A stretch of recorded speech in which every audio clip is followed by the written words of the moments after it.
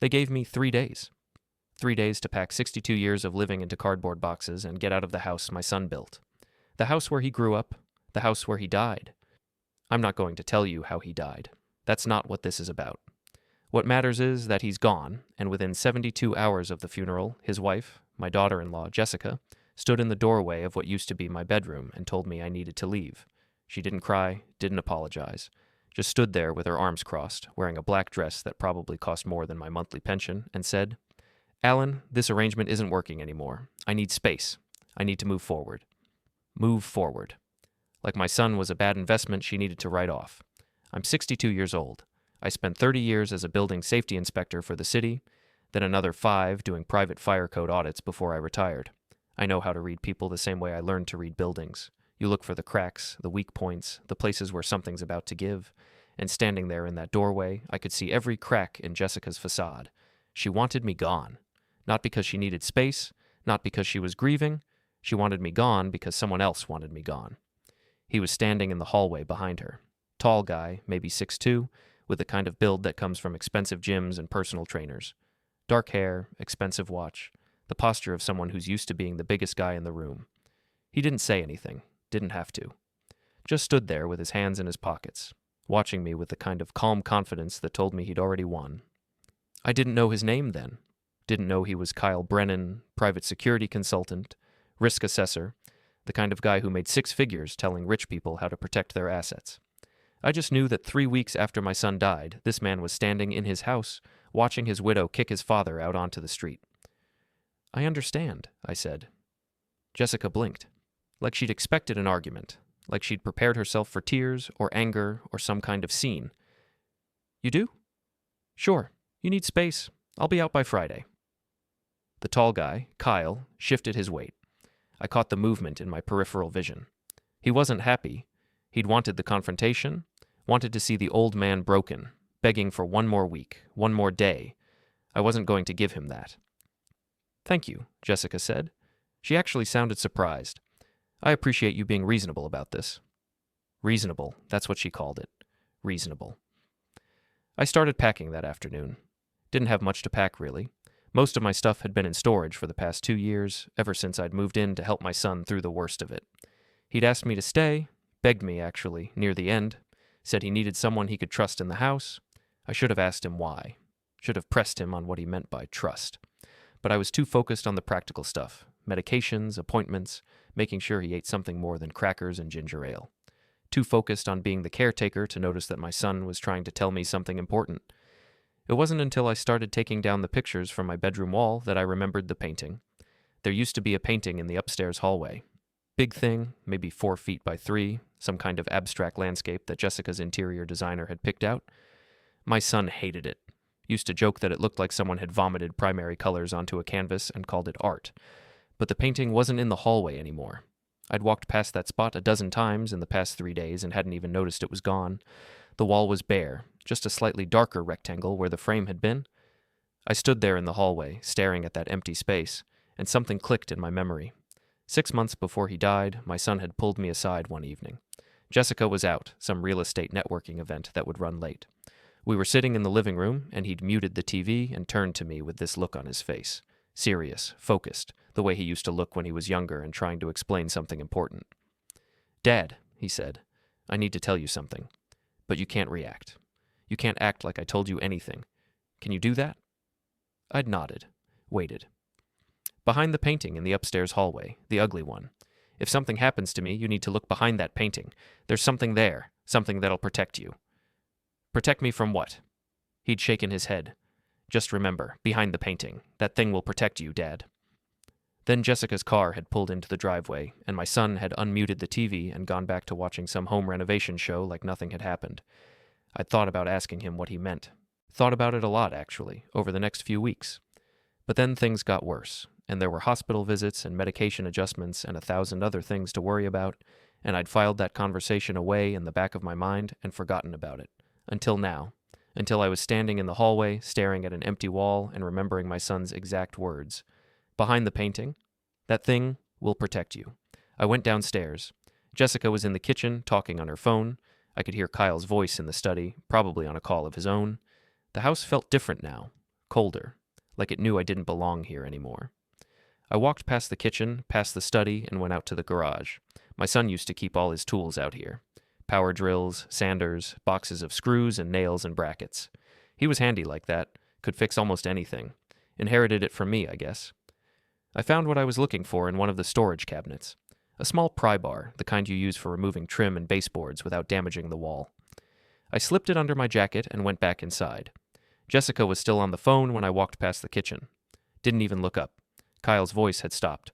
I could hear him moving around in the study, probably checking his email or updating his calendar or doing whatever it is that security consultants do when they're not telling people how to live their lives. I went upstairs and stood in front of the empty space where the painting used to hang. The wall was smooth, freshly painted. No hooks, no wire, no indication that anything had ever been there, but I knew buildings, knew how they were constructed, how they aged, how they told stories if you knew how to read them, and this wall was telling me something. I ran my hand along the surface, feeling for inconsistencies. There, about 3 feet from the floor, slightly off-center, the texture changed, smoother, newer, like someone had patched and repainted a section recently. I pulled out my phone and turned on the flashlight, holding it at an angle to the wall. In the harsh side lighting, I could see it clearly now. A rectangular seam, roughly the size of a shoebox, outlined in fresh compound and paint. Someone had opened this wall, recently, within the last few weeks. I glanced over my shoulder. Downstairs, I could hear Jessica laughing at something on her phone call. Kyle's voice had started up again, confident and easy. Neither of them were paying attention to the old man upstairs, packing his things like a good little refugee. I pulled out the pry bar. The compound was fresh enough that it came away easily. I worked carefully, quietly, catching the pieces in my hand and slipping them into my jacket pocket. Within 5 minutes, I'd exposed the edges of a small access panel, the kind you'd use for plumbing or electrical access, except this one was in a spot where there shouldn't be any pipes or wires. The panel had been screwed shut. New screws, Phillips head, driven in recently enough that the paint around them was barely dry. I should have stopped there, should have taken a picture, covered it back up, and walked away. But I could hear my son's voice in my head, behind the painting, Dad, and I knew that whatever was in this wall, it was important enough that someone had gone to a lot of trouble to find it. And then close it back up again. That's what stopped me. Not the curiosity. Not the memory of my son's warning. It was the realization that someone had already opened this wall. Someone had found whatever my son had hidden here, and they'd closed it back up and painted over it like nothing had ever been there. I unscrewed the panel. 4 screws, turning easily in fresh drywall. I caught them in my palm as they came loose, slipped them into my pocket with the compound pieces. The panel came away in my hand, revealing a dark cavity between the studs. Empty.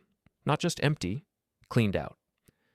I could see the dusty outline where something rectangular had sat for a long time.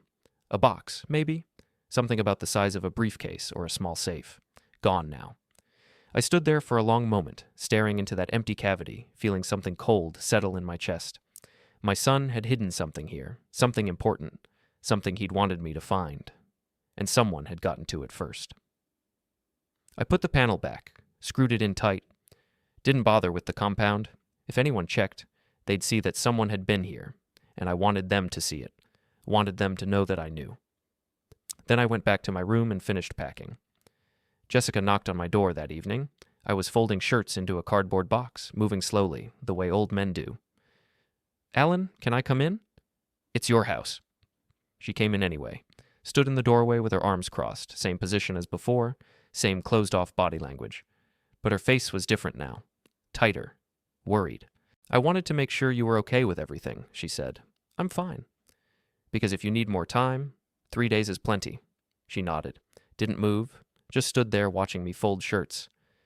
"Did you need something else?" I asked. "No, I wanted to make sure we're good, that there's no hard feelings." I looked at her, really looked at her. My son had loved this woman, married her, built a house with her, planned a future with her, and less than a month after he died, she was standing in his house with another man, making sure the inconvenient father-in-law didn't make a scene on his way out. "We're good," I said. She smiled, relieved. "Thank you. I know this is hard, but it's for the best. For both of us." "Sure." She turned to leave, then stopped. "Oh, and Alan, if you're looking for anything in particular, anything of David's that you want to keep, just let me know. I'm happy to help you find it." David. My son's name. The way she said it, casual, light, like he was some old boyfriend she'd moved on from, made my hands stop moving. "I'll let you know," I said. She left. I heard her footsteps on the stairs, heard her voice join Kyle's in the study below. They were talking about dinner, arguing, actually, in the light way that new couples do. He wanted Thai, she wanted Italian. They settled on Italian. I went back to folding shirts. But in my mind, I was already planning, already thinking through the problem the way I used to think through building inspections, step by step, system by system, looking for the weaknesses and the ways in. My son had hidden something behind that painting, something important enough that he'd warned me about it 6 months before he died, something that someone else had found and taken. I needed to know what it was, needed to know who took it, needed to know why, but more than that, more than any of that, I needed to know what my son had meant when he said it would protect me. Protect me from what? I looked around the room, at the boxes, at the bare walls, at the window that overlooked the street where Kyle's black Mercedes was parked in front of the house like it belonged there. Protect me from what? I was starting to have an idea. I moved into a studio apartment on the east side of town. Cheap place, month-to-month lease. The kind of building where nobody asks questions as long as you pay rent on time. One room with a kitchenette, bathroom the size of a closet, window that looked out onto a parking lot. After 30 years in decent houses, it was like moving into a storage unit. But it was mine. And right now, that mattered more than comfort.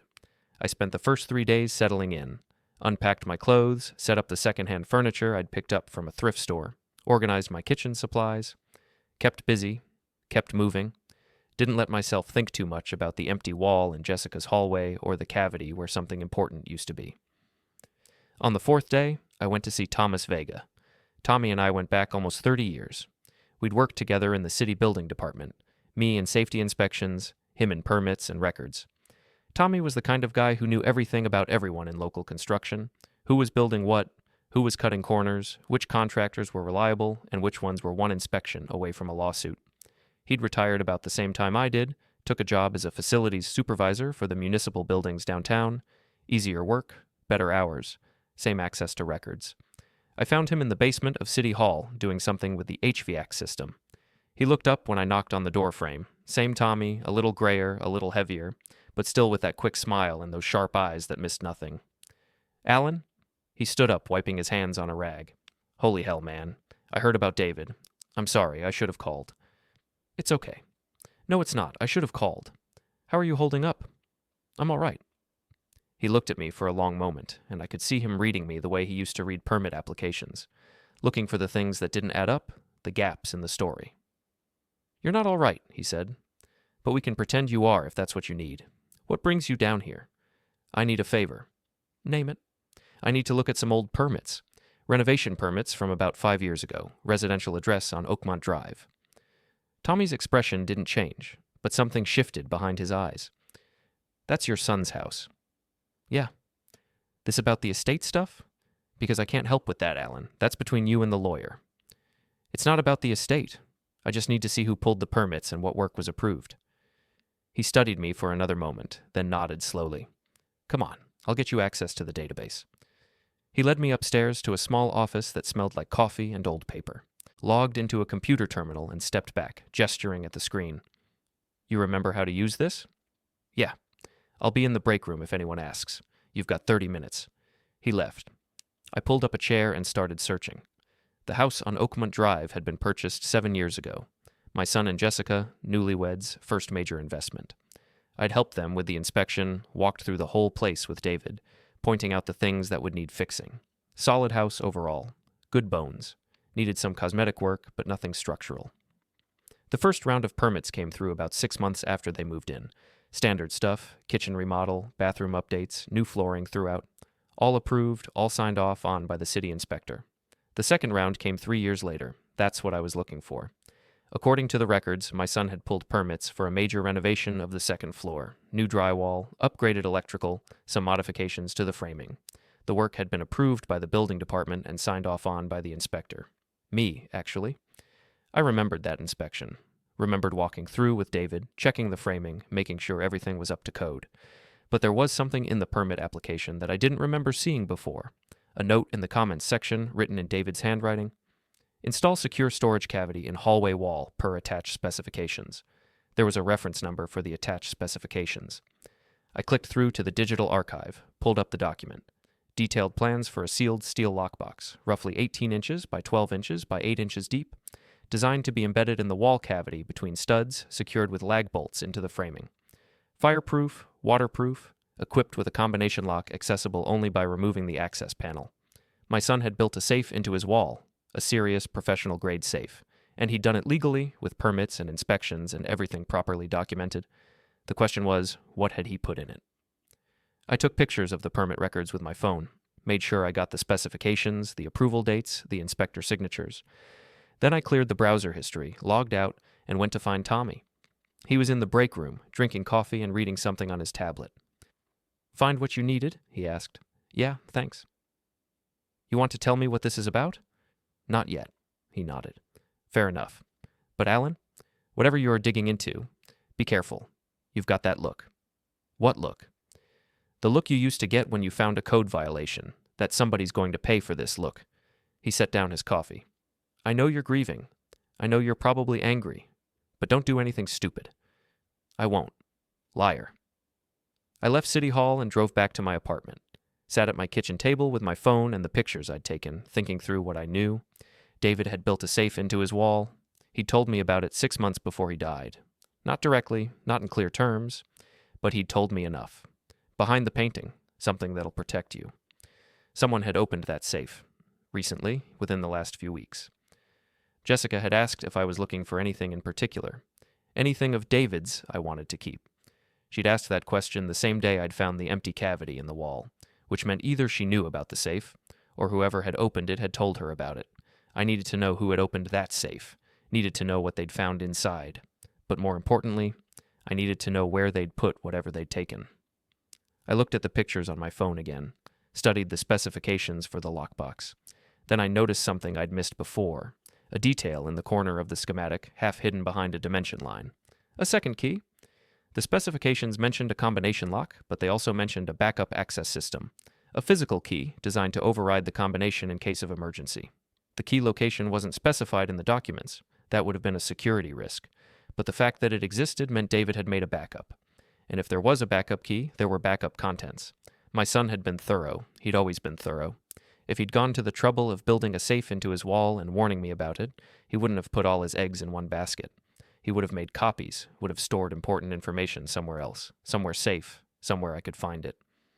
I thought about the last few months of David's life, the hospital visits, the appointments, the times when Jessica was out and it was just me and my son, sitting together in the living room or the kitchen, not talking much but being present for each other. He'd given me things during that time, small things. A box of his old baseball cards that he wanted me to keep, a watch his grandfather had given him, some books he thought I'd like. I'd packed all of it away, stored it in the closet of my studio apartment, along with everything else I'd brought from the house. I went to the closet and pulled out the boxes. Started going through them systematically, looking for anything that seemed out of place. The baseball cards were just baseball cards. The watch was just a watch. The books were just books. Then I found the journal. It was in the bottom of the box, with the books. A plain black notebook, the kind you can buy at any drugstore. I'd seen David writing in it sometimes, usually late at night when he couldn't sleep. I'd assumed it was just random thoughts, the kind of thing people write when they're processing mortality. I opened it to the first page. The handwriting was my son's. Neat, controlled, the way he used to write when he was being careful about something. The date at the top was from about 8 months ago, right around the time he'd started getting worse. The first entry was short. "If you're reading this, Dad, then something's happened to me. I'm sorry. I wanted to tell you everything in person, but I ran out of time. What I'm about to write might sound crazy, it might sound paranoid, but I need you to believe me. I need you to trust that I'm not making this up." I sat down on my bed and kept reading.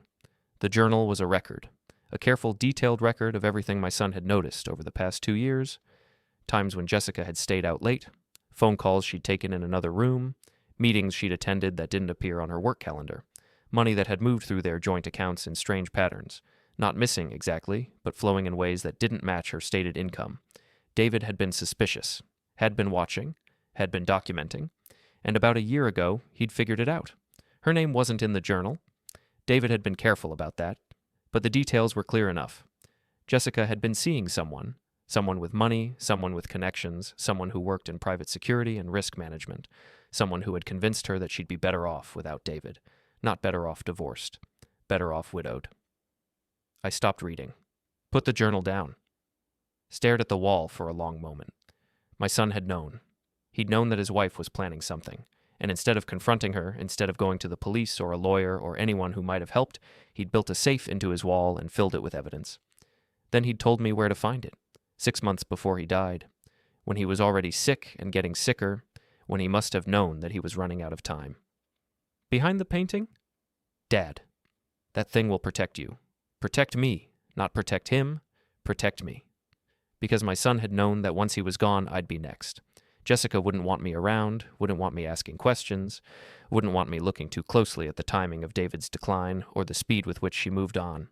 And the man she was seeing, Kyle Brennan, I was sure of it now, wouldn't want any loose ends. They'd gotten to the safe before I could. Had opened it, taken whatever evidence David had collected, probably destroyed it or hidden it somewhere I'd never find it. But they'd missed the journal, and the journal was enough.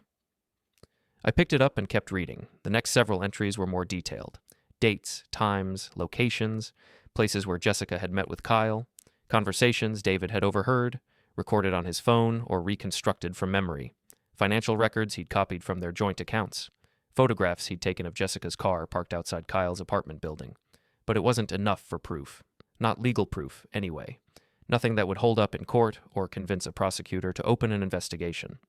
It was the kind of evidence that proved something to the person reading it, but wouldn't prove anything to anyone else. That's why David had built the safe. That's why he'd collected more. Hard evidence. Documents, recordings, something concrete.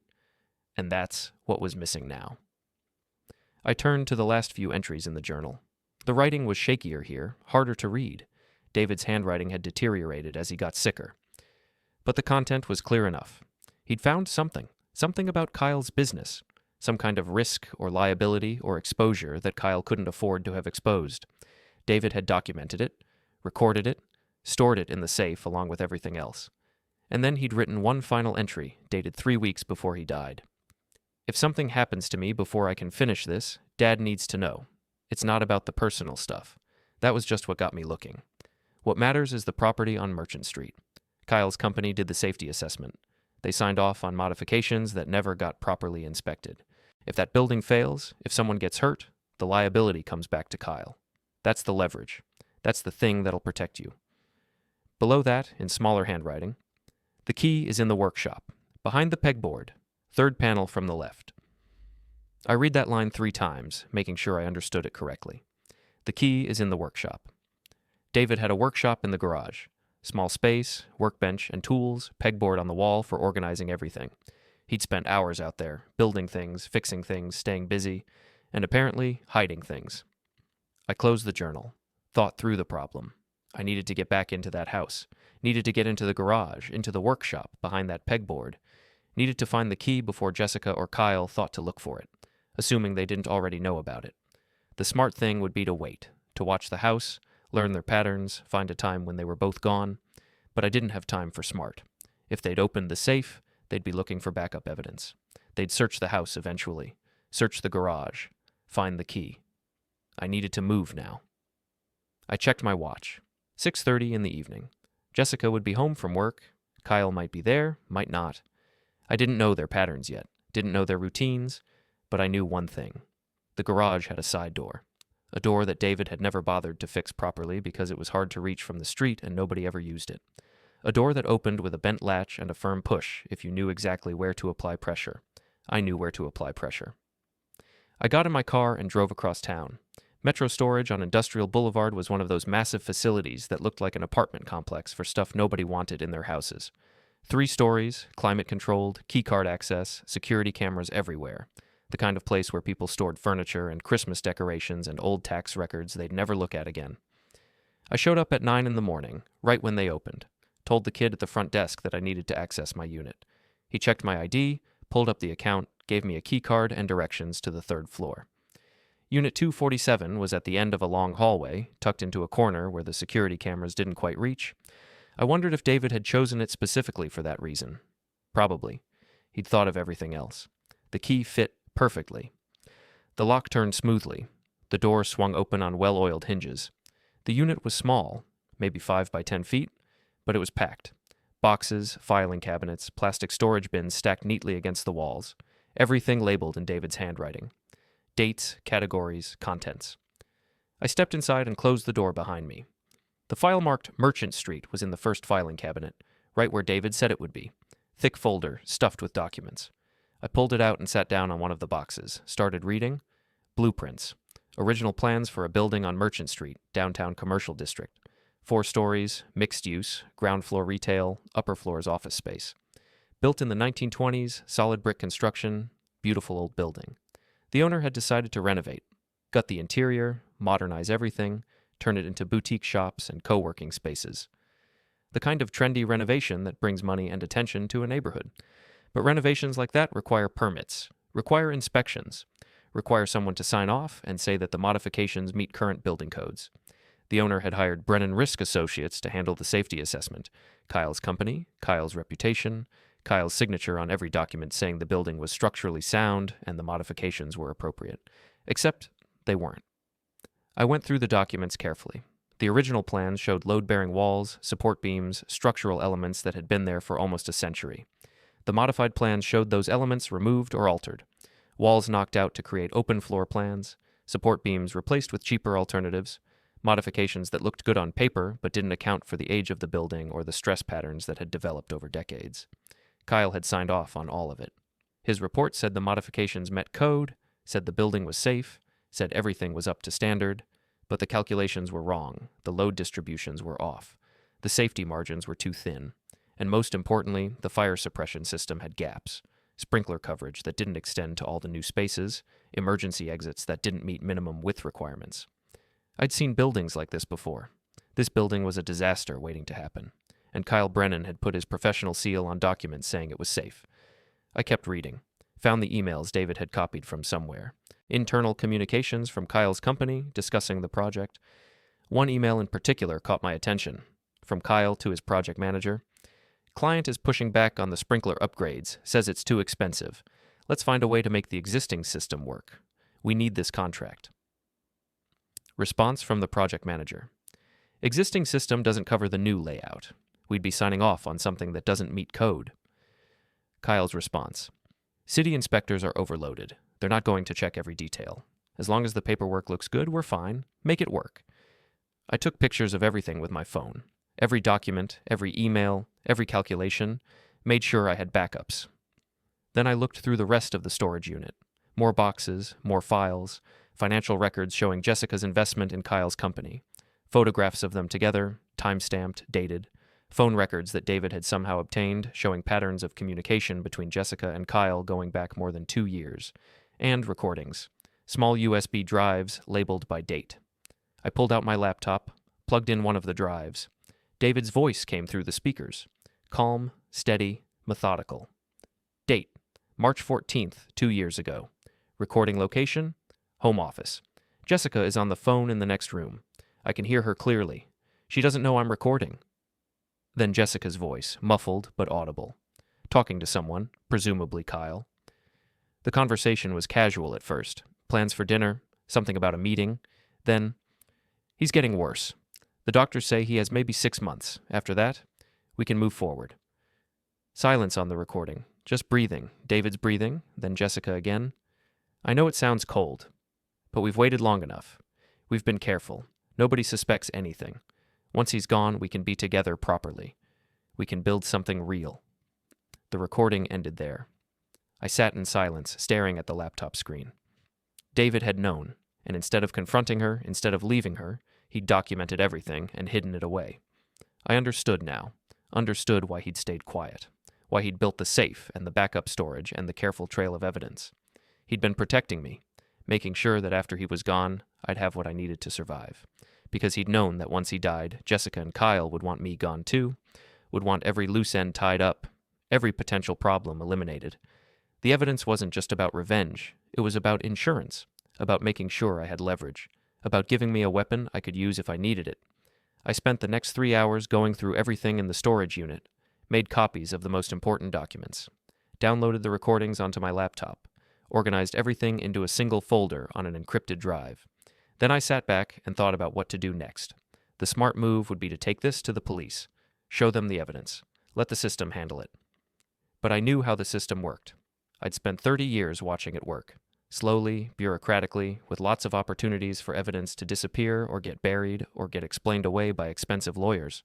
Kyle had money, had connections, had the kind of reputation that makes people assume he's legitimate, that whatever he says must be true.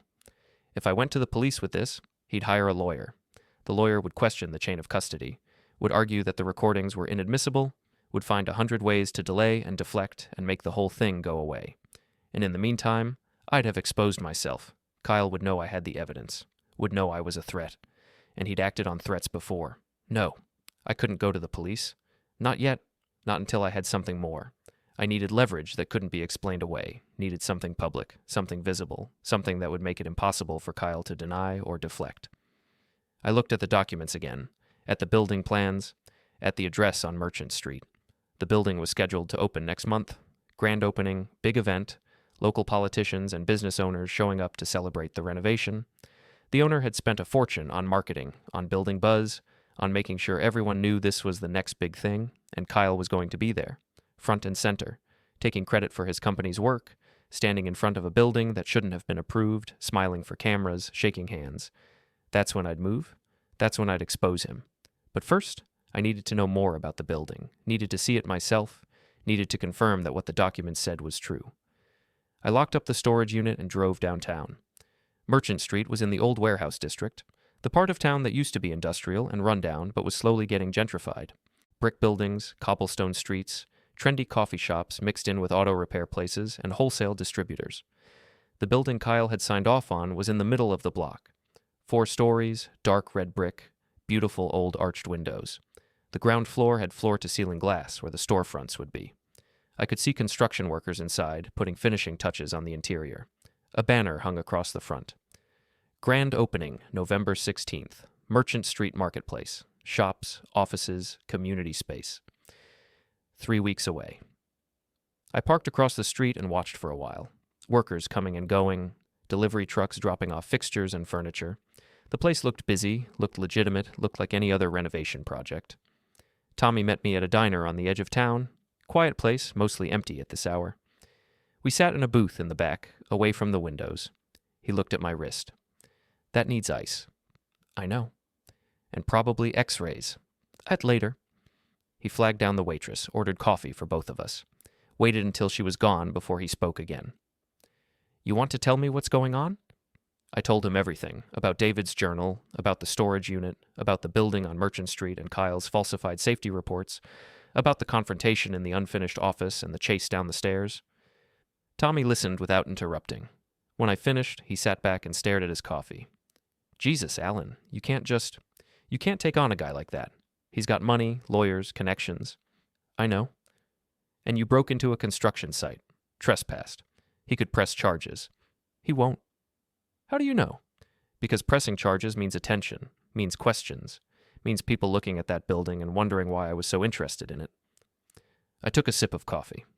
He wants this to go away quietly. Wants me to go away quietly.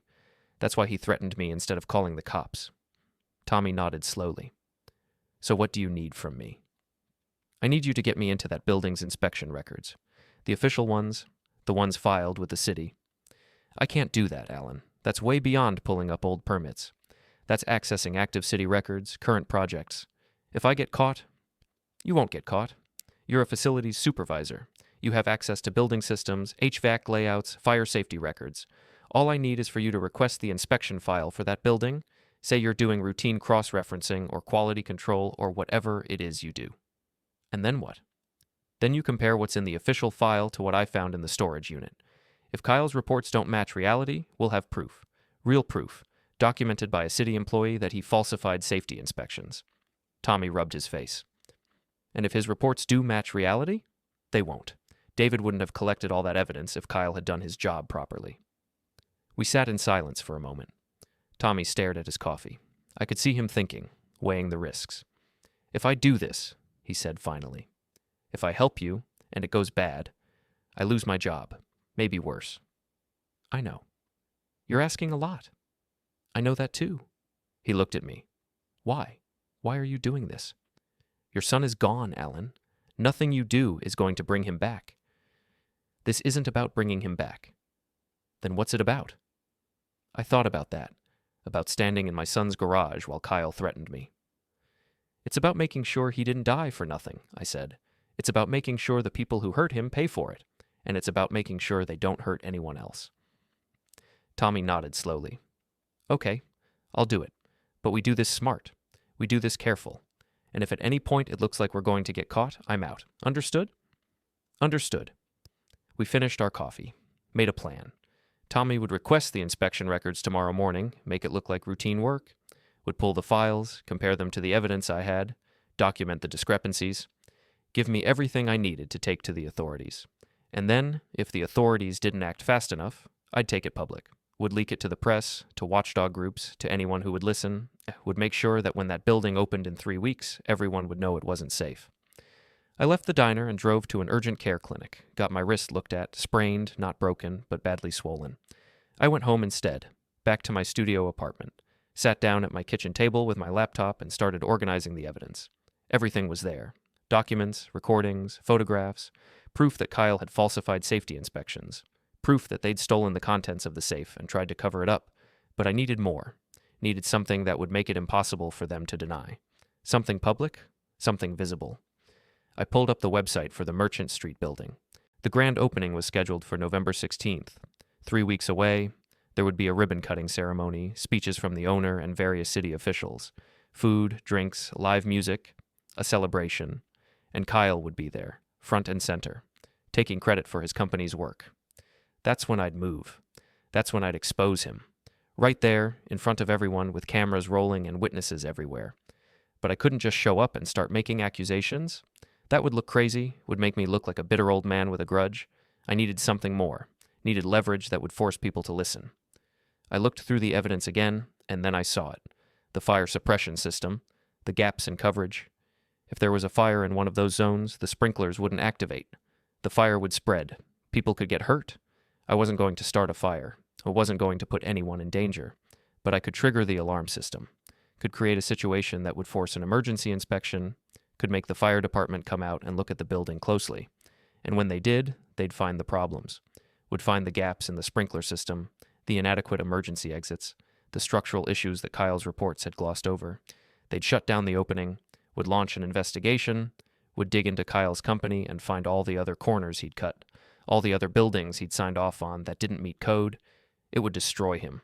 Not just his reputation, but his entire business, his future, everything. And Jessica, who'd invested in that business, who'd tied her financial future to his, would go down with him. That was the plan. Simple, effective, impossible to trace back to me if I did it right.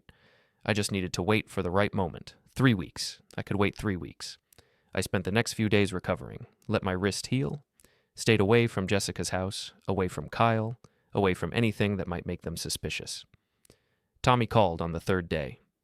I got the files, he said. You were right. Kyle's reports don't match the actual building modifications. He signed off on work that was never properly inspected. The discrepancies are all over the place. Can you document it? Already did. I've got a full comparison report. City code violations, safety issues, everything. Good. Hold on to that. Don't file it anywhere yet. Just keep it safe. What are you going to do? I'm going to make sure everyone sees what Kyle really is. I hung up and went back to planning. The grand opening was scheduled to start at 6 p.m., ribbon cutting at 6:30, followed by tours and a reception. I'd need to be there early, needed to get into the building before the event started. The service entrance in the alley would be my way in. Same door I'd used before, probably still propped open for deliveries and last-minute setup. I'd slip inside, find my way to one of the upper floors, trigger the fire alarm. Then I'd get out.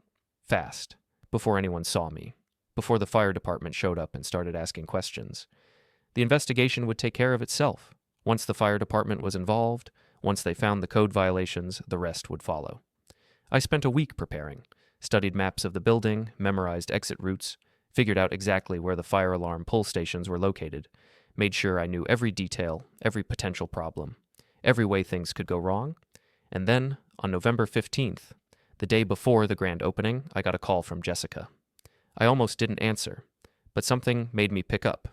Maybe curiosity, maybe just the need to hear what she'd say. Alan? Her voice was tight, stressed. "We need to talk." "About what?" Look, can you meet me somewhere? Just the two of us. No Kyle, just a conversation." I thought about it. Thought about all the reasons this was a bad idea, all the ways this could be a trap. But I was curious. Needed to know what she wanted. "Where?" "Coffee shop on Maple Street. Tomorrow morning, 9 a.m. Please, Alan, it's important." She hung up before I could answer. I sat there for a long time, staring at my phone, wondering what this was about, wondering if Kyle knew she was calling me, wondering if I was walking into something I couldn't walk out of. But in the end, I decided to go. Because I needed to see her face, needed to hear what she had to say, needed to know if there was any remorse, any guilt, any recognition that what she'd done was wrong. I showed up at the coffee shop 15 minutes early, sat in a booth where I could see the door, ordered coffee, and waited. Jessica arrived exactly at 9. She looked tired. Hair pulled back, minimal makeup, dark circles under her eyes. Not the composed, put-together woman who'd kicked me out of my son's house. She sat down across from me, didn't order anything, just sat there, hands folded on the table, looking at me. "Thank you for coming," she said. "What do you want, Jessica?" "I want—" She stopped, took a breath. "I want you to stop whatever you're planning." I didn't say anything, just watched her. "Kyle told me what happened at the construction site. He told me you've been digging into his business, that you found David's files." She looked down at her hands. "I know what you're thinking. I know what you must think of me." "Do you? You think Kyle and I planned it. Didn't you?" She looked up sharply. "No, God, no. Is that what David told you?" "He didn't have to tell me. I heard the recordings. I read the documents. I know what you did." Jessica closed her eyes. "You don't understand. You don't know the whole story." "Then tell me." She opened her eyes. They were wet now, tears starting to form. "I loved your son," she said quietly. "I did. When we got married, when we bought that house, I loved him. But then he got sick, and everything changed. He changed, became distant, paranoid, started accusing me of things I wasn't doing, started hiding money, keeping secrets. It was like living with a stranger." "So you started seeing Kyle?" "Not at first. At first I just needed someone to talk to." She wiped her eyes. "Kyle and I started as friends, just friends, but it became more. And yes, I shouldn't have let it. I know that. But I was lonely, Alan. I was so lonely." "And the recordings?" She flinched. "I said things I shouldn't have said, things I didn't mean. I was venting, I was frustrated, I was a bad person. I admit that. I didn't do anything to hurt him. He was sick. He died because he was sick, not because of me." I looked at her, studied her face. The tears looked real. The pain looked real. But I'd learned a long time ago that people could fake anything if they needed to. "Why are you telling me this?" I asked. "Because I need you to stop. I need you to let this go. Whatever you're planning with Kyle's business, whatever evidence you think you have, it's going to destroy us. Both of us.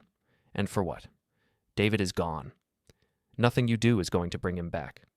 This isn't about bringing him back. Then what is it about? Justice." She laughed, not a happy laugh, a bitter, broken sound. "Justice. You think ruining my life is justice? You think destroying Kyle's business is justice? What about the people who work for him? What about the projects that won't get completed? What about the families that depend on his company? What about the families that'll get hurt when one of his buildings fails?" Jessica went very still. "What are you talking about?" "The Merchant Street building. Kyle signed off on modifications that don't meet code, structural problems, fire safety issues. If that building opens, people could get hurt, people could die. That's not...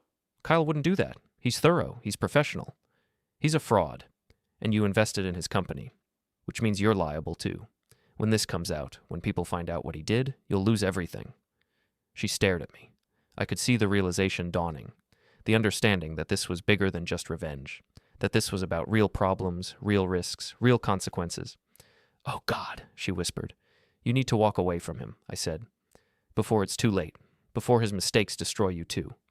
"I can't. We're together now. I can't just leave him." "Yes, you can. You did it before. You left David when he needed you most. You can leave Kyle too." She stood up abruptly. "I'm not having this conversation. I came here to ask you to stop, but I can see that's not going to happen. Fine. Do whatever you're planning. But know this, Alan. When it all falls apart, when you see what you've destroyed, remember that I tried to warn you. Remember that I gave you a chance to walk away." She left, didn't look back, just walked out of the coffee shop and got into her car and drove away. I sat there for a long time, drinking cold coffee, thinking about what she'd said. Maybe she was telling the truth. Maybe she was just a selfish person who'd made bad choices and was now dealing with the consequences. But it didn't matter, and that was enough. Tomorrow I'd trigger the alarm. Tomorrow I'd start the process that would destroy Kyle's business and everything Jessica had tied to it. Tomorrow I'd finish what my son started. November 16th, the day of the grand opening. I woke up early, couldn't sleep anyway. I got up, made coffee, sat at my kitchen table and went over the plan one more time. The event started at 6 p.m. I'd arrive at 5 when the caterers and event staff were still setting up. Slip in through the service entrance, same as before. Make my way to the 3rd floor. Find the fire alarm pull station. Trigger it, then get out. Fast.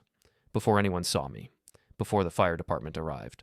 The alarm would force an evacuation, would bring firefighters in to search the building, and when they searched it, when they saw the layout and compared it to the safety plans on file, they'd notice the discrepancies. Would flag the code violations, would launch an investigation, Kyle would be finished, his company would be finished, and Jessica, who'd invested in that company, would lose everything. Simple, clean, impossible to trace back to me. I spent the morning preparing, changed into dark clothes, jeans, black jacket, baseball cap pulled low. Nothing that would stand out, but nothing that would make me memorable either. Just another old guy, invisible in a crowd. At 4 p.m., I left my apartment. Drove downtown, parked 3 blocks from Merchant Street. Walked the rest of the way, hands in my pockets, head down. The area around the building was already busy. Catering trucks parked in the alley, workers carrying tables and chairs, event staff setting up barriers and directing traffic. Nobody paid attention to me. I was just part of the background. I walked past the front entrance. The banner was still up. Grand opening tonight, 6 p.m. Through the windows, I could see people moving around inside, arranging displays, testing sound systems. Kyle was probably in there somewhere, probably supervising, making sure everything was perfect for his big night. I kept walking, turned into the alley. The service entrance was propped open, just like I'd expected. Workers were carrying in boxes of wine and trays of food. Nobody was watching the door. I waited until they were all inside, their backs turned. Then I slipped through the entrance and into the back hallway. Dark in here, quiet. The sounds of the event setup were muffled, distant. I could hear voices from the main floor, but back here I was alone. I found the stairwell and started climbing. My wrist was throbbing with each step, but I ignored it. Focused on the task, 1 foot in front of the other, 2nd floor, 3rd floor. The 3rd floor hallway was empty. The office spaces up here were finished but not occupied yet. No furniture, no equipment, just empty rooms waiting for tenants. I found the fire alarm pull station mounted on the wall near the stairwell. Red box, glass front, small hammer on a chain. Standard issue. I'd seen thousands of them over my career. I stood there for a moment, looking at it, thinking about what would happen when I pulled that lever. The alarm would sound. The sprinklers might activate. Everyone would evacuate. The fire department would come, and Kyle Brennan's life would start to unravel. I reached out, put my hand on the glass front of the alarm box. And then I heard footsteps behind me. I turned. Kyle was standing at the top of the stairs, watching me. "I knew you'd come," he said. His voice was calm, almost friendly. "I told Jessica you would. She didn't believe me. Thought you'd take her warning and back off. But I knew better." I didn't move, didn't speak, just stood there with my hand on the alarm box. "You're predictable, Alan. You know that? You think you're being clever, but you're not. You think I didn't figure out what you were planning?" He took a step closer. "I've been watching this building all day. Had security cameras installed last week. Saw you come in through the service entrance. Watched you climb the stairs. Knew exactly where you were going." "Then why didn't you stop me before I got up here?" He smiled. "Because I wanted to talk to you. Wanted to give you one last chance to walk away." "I'm not walking away." "Yes, you are." Kyle moved closer, casual, confident. "Because if you pull that alarm, I'm going to tell everyone what you did. Trespassing, vandalism, making false reports. I've got security footage of you breaking into this building twice now. I've got witnesses who saw you here. I've got everything I need to have you arrested. I've got evidence that you falsified safety inspections. Evidence that you stole from a storage unit that wasn't yours. Evidence that was collected illegally. Evidence that won't hold up in court." He shook his head. "You can't win this, Alan. You're trying to fight me with my own weapons, but you don't know how to use them. I've been doing this for 20 years. I know every loophole, every technicality, every way to make problems disappear. Then why are you worried? His smile faltered. Just for a second. Just long enough to show me I'd hit something true. I'm not worried, he said. I'm just tired. Tired of dealing with you. Tired of cleaning up your messes. David wasn't her husband. He was your victim. David was sick, Kyle said coldly. He died because he was sick. Not because of me, not because of Jessica, because his body gave out. And if he'd lived longer, if he'd recovered, maybe things would have been different. But he didn't, and Jessica moved on. That's what people do. They move on. Did you help him die faster? Kyle's expression went very still. What? Did you do something to make sure he didn't recover? Something to speed up the process? You're insane. Am I? Because I've got recordings of Jessica talking about waiting for him to die. I've got financial records showing you paid for medications that weren't prescribed by his doctors. I've got a timeline that shows his decline accelerated right around the time you and Jessica got serious. I was bluffing. I didn't have most of that. But I could see Kyle's face changing, could see the calculation happening behind his eyes. You're making this up, he said, but his voice wasn't as confident anymore. Am I? Let's find out. Let's pull this alarm and get the fire department up here. Let's get the police involved. Let's have them investigate everything. Let's put it all under a microscope and see what they find. Kyle stared at me. I could see his jaw working, could see his hands curling into fists. You don't want to do this, he said quietly. Yes, I do. If you pull that alarm, if you start this process, it doesn't just hurt me. It hurts Jessica. It hurts everyone who works for my company. It hurts the owner of this building, who invested everything in this project. You'll destroy people's lives. You destroyed my son's life. I didn't do anything to your son. You took his wife. You took his home. You took his dignity. And when he tried to fight back, when he tried to protect himself, you stole the evidence he'd collected and covered your tracks. I took a step closer to the alarm. That's what you do, isn't it? You cover tracks. You make problems disappear. You tell people everything is safe when it's not, and when someone tries to expose you, you shut them down. Alan, how many buildings have you signed off on that shouldn't have been approved? How many corners have you cut? How many people have you put at risk so you could make a profit? This isn't about buildings, Kyle said. His voice was rising now. This is about you being angry that your son died. This is about you needing someone to blame. But I'm not your enemy, Alan. I'm just a guy who fell in love with a woman who happened to be married. That's it. That's all. Then why are you so worried about this building? He opened his mouth, closed it. No answer. You know it's not safe, I said. You know the modifications don't meet code. You know that if there's an emergency, if something goes wrong, people are going to get hurt, and you signed your name to documents saying it's fine. The building is safe. Then you won't mind if the fire department takes a close look at it. I reached for the alarm. Kyle lunged forward, grabbed my arm. Pain shot through my injured wrist. I gasped, tried to pull away, but his grip was too strong. Don't, he said. His face was inches from mine. Don't do this. Let go of me. Not until you promise to walk away. We stood there, frozen, his hand on my arm, my hand inches from the alarm, both of us breathing hard. And then I did something I hadn't planned. I started laughing. Kyle's grip loosened slightly. What's funny? You, I said. You're funny. You think you're tough. You think you're in control, but you're terrified. You're terrified that I'm right, that this building isn't safe, that your whole business is built on lies. And when those lies come out, when people see what you really are, you'll lose everything. Shut up. That's why you're here. That's why you followed me up here instead of just calling security, because you can't afford for anyone to look too closely. Can't afford for the fire department to come in and inspect this place properly. Can't afford for anyone to ask questions. I said, shut up. He shoved me back. Hard. I hit the wall, my injured wrist screaming in protest. Stars exploded in my vision. But I was close to the alarm now, within reach. I lunged for it. Got my hand on the glass. Started to pull. Kyle grabbed me from behind, pulled me back. We struggled, both of us grabbing at the alarm, at each other. His size advantage was obvious. He was bigger, stronger, younger. But I was desperate, and desperate people don't quit.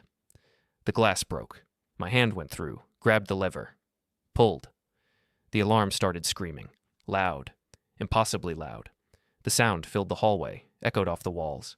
I could hear shouts from downstairs, people reacting, the sound of evacuation beginning. Kyle let go of me, stepped back. His face was pale. "What did you do?" he whispered. "What needed to be done?" You just destroyed everything.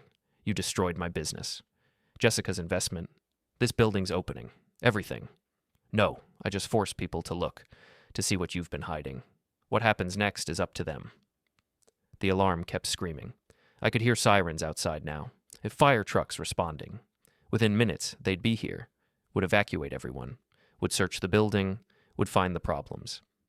Kyle stood there, staring at me, looking lost. And then his expression changed.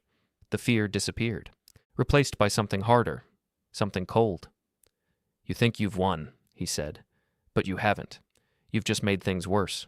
For yourself. For everyone." He turned and walked toward the stairs, stopped at the top, looked back at me. "This isn't over, Alan. Not even close." Then he was gone, disappeared down the stairwell. I could hear his footsteps, fast and purposeful. I stood there in the hallway, the alarm still screaming, my wrist throbbing, thinking about what I'd just done, what I'd set in motion. No going back now. I needed to get out. Needed to leave before the firefighters got here, before they started asking questions about who pulled the alarm. I started toward the stairs. Made it halfway down when I heard voices below. Firefighters, already in the building, coming up. I turned around, went back up to the 3rd floor. Looked for another way out. Fire escape, service stairs, anything. Found a window at the end of the hallway. Locked. I looked around for something to break it with. Found a fire extinguisher mounted on the wall, pulled it free. Swung it at the window. The glass shattered. Cold air rushed in. I knocked out the remaining shards, looked down. Fire escape ladder, rusty but intact, leading down to the alley below. I climbed out. My wrist was screaming, but I ignored it. Grabbed the ladder, started descending. The metal was cold, slippery. My shoes kept sliding on the rungs, but I kept moving, one rung at a time. 2nd floor, 1st floor, ground level. I dropped into the alley, landed hard. Pain shot up my legs. But I was down. I was out. I started running, away from the building, away from the sirens, away from everything. Behind me, I could hear the chaos, people evacuating, firefighters shouting orders, the alarm still screaming. But I didn't look back. Just kept moving, block after block. Until the sounds faded and I was alone in the darkening streets. I made it back to my car. Got in, sat there shaking. I'd done it. I'd triggered the alarm. I'd forced the inspection. Whatever happened next, I'd set it in motion. But Kyle's last words echoed in my mind. "This isn't over." He was right. It wasn't over. It was just beginning.